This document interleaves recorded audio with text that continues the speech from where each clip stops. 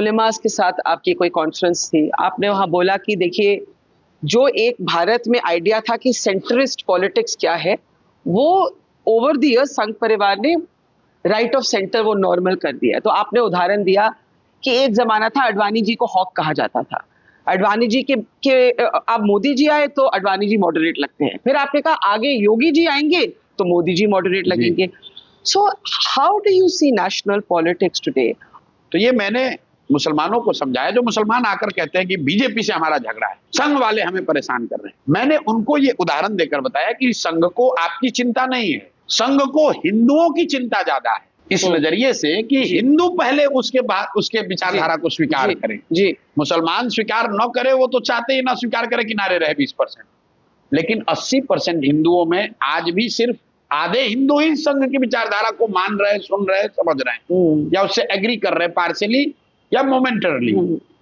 तो मैंने उसके एग्जाम्पल में उनको बताया कि संघ के लिए चुनौती ये है कि जो हिंदुओं का समाज है वो उनके विचारधारा को, जो कि रेडिकल दिखती है, उसको वो स्वीकार कराएं।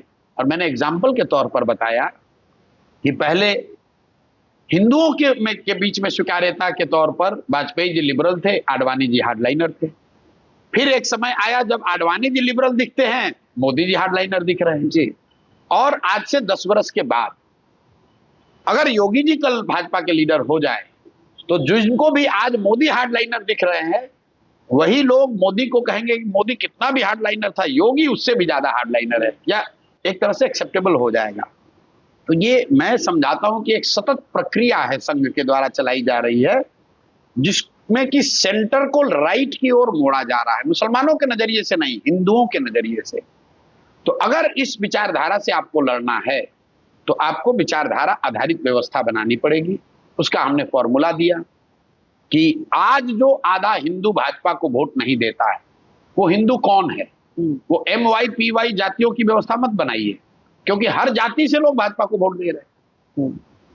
लोग कहता है MY समीकरण, तो क्या यादव समाज के लोग मोदी जी को वोट नहीं देते बिहार में? अगर जाति वाले ही मोदी को वोट देते तब तो मोदी जी को वोट बिहार में मिलना ही नहीं चाहिए, उनके जाति का तो कोई नहीं है।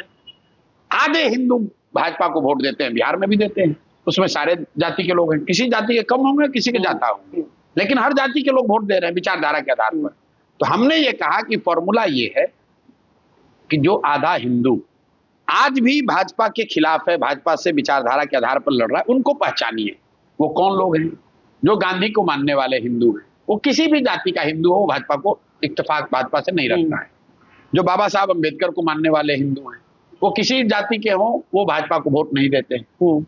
जो समाजवाद और कम्युनिस्ट विचारधारा के मानने वाले हिंदू हैं, वो भी किसी जाति के हों, भाजपा से इत्तेफाक नहीं रखते।